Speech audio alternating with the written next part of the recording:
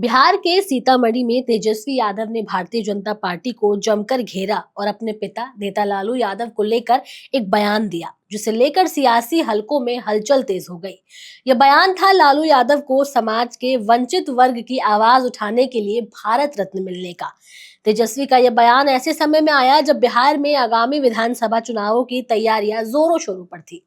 Video में आगे बढ़ेंगे, लेकिन उससे पहले आप हमारे चैनल द हिंदी टॉप को सब्सक्राइब करें, बेल आइकन दबाना ना भूलें ताकि आप तक पहुंचे हमारी हर खबर सबसे पहले। सीतामढ़ी के सोनबरसा में कर्पूरी ठाकुर की पुण्यतिथि के मौके पर आयोजित एक समारोह में तेजस्वी यादव ने अपने संबोधन में ये बयान दिया। उन्होंने कहा कि लालू प्रसाद यादव ने समाज के कमजोर वर्ग के लोगों के लिए आवाज उठाई और उनका हक दिलाने के लिए कड़ी मेहनत की, इसलिए वो भारत रत्न के हकदार हैं।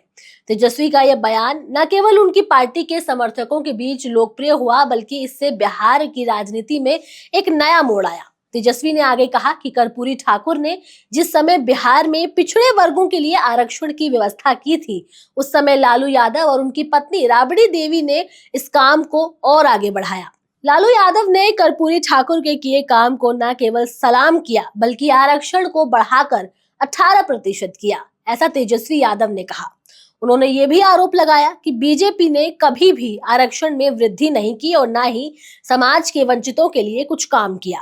तेजस्वी यादव ने बीजेपी पर हमला करते हुए ये बताया कि जो लोग कर्पूरी ठाकुर को गोली देते थे, वही लोग आज उन्हें भारत रत्न देने की बात कर रहे हैं। यही समाजवाद की असली ताकत है। जो लोग आज लालू जी को गाली देते हैं, भविष्य में वही लोग उन्हें भारत रत्न भी देंगे। तेजस्वी यादव का ये बयान उन लोगों को एक जवाब था जो हमेशा से लालू यादव के खिलाफ रहे।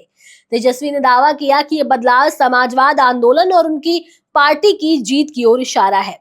इसके बाद तेजस्वी यादव ने आने वाले विधानसभा चुनावों का जिक्र किया। जिक्र करते हुए उन्होंने कहा कि इस बार इंडी गठबंधन की जीत तय है। अगले चुनाव में हम सरकार बनाएंगे और मैं ये सुनिश्चित करूंगा कि केवल वही उम्मीदवार चुनाव में भाग लें जो हमारी विचारधारा के प्रति समर्पित हो। तेजस्वी ने ये साफ किया कि अगली सरकार बनाने की जिम्मेदारी उनके कंधों पर है और वो इसे पूरी तरह से निभाएंगे। लेकिन तेजस्वी के इस बयान के बाद विवाद कहां थमना था। तेजस्वी के बयान के बाद जेडीयू की प्रतिक्रियाएं भी सामने आई। जेडीयू प्रवक्ता नीरज कुमार ने कहा कि अगर भ्रष्टाचार और जेल की सजा के लिए कोई पुरस्कार होता तो लालू यादव को जरूर मिलना चाहिए। नीरज कुमार का ये बयान एक तंज था, क्योंकि लालू यादव को चारा घोटाला में दोषी ठहराया गया था और कई सालों तक उनको जेल में रहना पड़ा था। नीरज कुमार ने आगे कहा कि लालू यादव और उनके परिवार की राजनीति भ्रष्टाचार से सजी हुई है।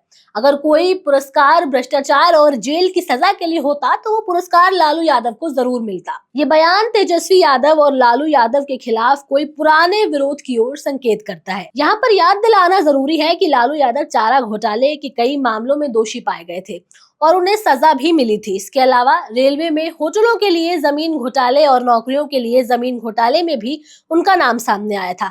इन मामलों की वजह से उनकी सियासत पर कई सारे सवाल उठाए गए थे। जेडीयू और बीजेपी दोनों ही लालू यादव को घोटालेबाज मानते हैं और उनकी राजनीति को भ्रष्टाचार से जोड़ा जाता है। इस बयानी संघर्ष ने बिहार की राजनीति को और भी दिलचस्प बना दिया। एक और तेजस्वी यादव जो अपने पिता की विरासत को आगे बढ़ाने की बात कर रहे हैं, उन्हें भारत रत्न का हकदार बता रहे हैं। वहीं दूसरी ओर जेडीयू और बीजेपी के नेता लालू यादव के खिलाफ भ्रष्टाचार के आरोपों को तूल दे रहे हैं। तेजस्वी के भारत रत्न वाले बयान पर अब उनकी निगाहें इस बात पर होंगी कि आने वाले कुछ समय में बिहार की राजनीति में क्या रुख होता है।